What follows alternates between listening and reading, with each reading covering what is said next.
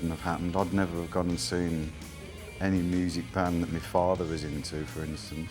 I mean, some of these kids come and ask me for autographs, and I go, how old are you? And I go, 21. I go, fuck, you weren't even born. Well, my dad turned me on to you, man, and, you know, and that's kind of humbling. You go, how old's your dad?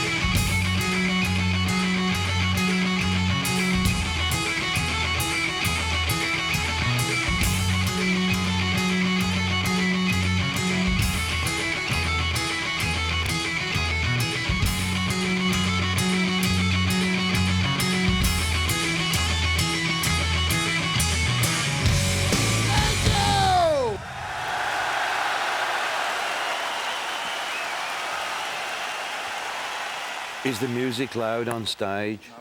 Pardon? What? Is the music loud on stage? What? My bass isn't. Fucking hell.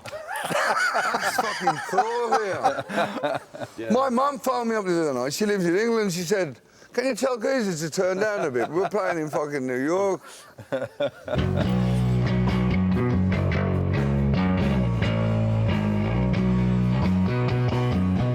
When they classed it as heavy metal, well, I've never classed ourselves as heavy metal.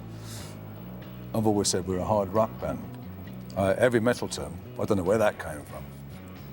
But I think with Zeppelin and Zeppelin were like I mean, their power was basically the drums. You know, they got was Bonham was the power behind Zeppelin. But with us, the power is the band. You know, it's just how we play. Yeah, I think because I just started playing bass when the band was formed. I used to play rhythm guitar before that, so I didn't even know what a bass player was supposed to do. And so rhythm guitarist was sort of out of date at that particular time, and Tony didn't want to play with another guitarist. So I says, oh, I'll switch to bass then. And because I didn't really know how to play bass, I just used to follow Tony's riffs. Well, the idea was to make a sound that would be full and create, without having a second guitar player, create a big sound. So with the fills Bill would do, and I'd do chords and put vibrato on them to make them bigger. And we tried a lot of different ways of making the whole thing bigger. You know, with Geezer, the way Geezer plays, and he bends the strings. It's everybody's style developed more and more to make that sound.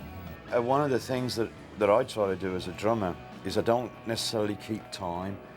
Again, this is important for me to say when I guess from a musical point of view, I react to Geezer and I react to Tony. So if Tony's playing like unbelievably loud parts, then I try to be as intimate as possible with those loud parts as a percussionist, and I play as an orchestrationist or orchestration alley. That induces a very loud sound, We were probably one of the first bands to go in to a studio and actually turn the amps like up to number 10. And back then, a lot of producers that heard us were saying, you know, you can't record like that. You have to like turn everything down and then let me do it. And we said no. And luckily we got the right producer at the time that just says, yeah, this is the sound that I want. And just mic'd it up and just let it, you know, he didn't care that the bass was all distorted and everything, which was unheard of in those days. The band plays very much from the heart. And it's all been, you know, Ozzy sings in that sense. That's what I've felt anyway for the last 30 years of however long we've been playing. That's how I've always felt it. I can feel the emotions that go on. And I think that combines for that large sound.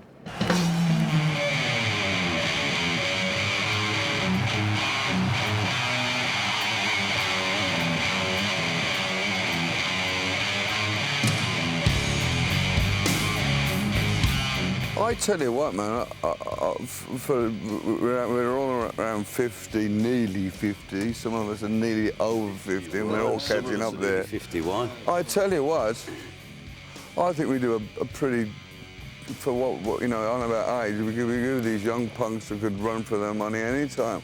We sort of started this sort of music that we're doing, and what's helped it carry on is some of the newer bands that's come along over the years. You know, Metallica's, and from Van Halen onwards, really. Van Halen, Metallica, Soundgarden, that have got the younger kids more into, because them being fans of Sabbath, have got the younger kids into us as well, you know. That's a sign of good stuff if it matures with age and it gets better with age. Because, I mean, the kids out in the audience ain't all my age, you know. There's a lot of young people out there digging the music, so we must have done so much fucking right in our drugged up, drunken fucking age.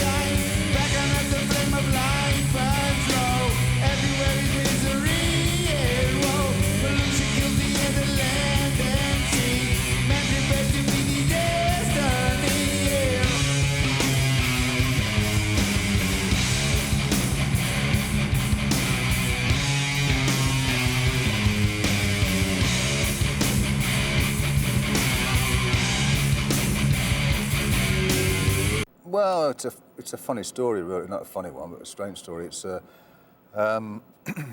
was at work. I used to do electric welding, arc welding, and the place where I worked was a sheet metal work factory, and they used to cut the metal and send it to me to weld.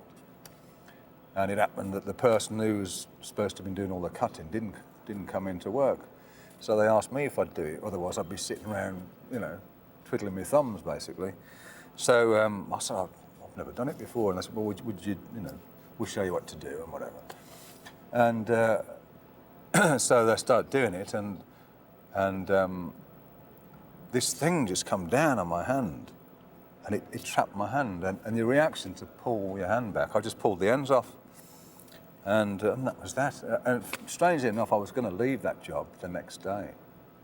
Well, on that day, as a matter of fact, I wasn't going to go in on the afternoon. I went back home, I said to my mother, I said, I'm not going in this afternoon. And she went, you go in, you go to work, you go to work. So I went in, and that's what happened. So I went ahead and tried to make myself something, and I did. I made some tips out of a squeezy bottle. I melted it down into a ball, and little ball like that, and then I got a hot old soldering iron and pushed it through, and then I made it fix onto my fingers, and I sat there all night then, rubbing it down so it had shaped like a finger. And then I had to put a piece of leather on so to grip the strings, because otherwise, you know, it'd just slip off. And it was just something I developed over that period, and then it enabled me to be able to play.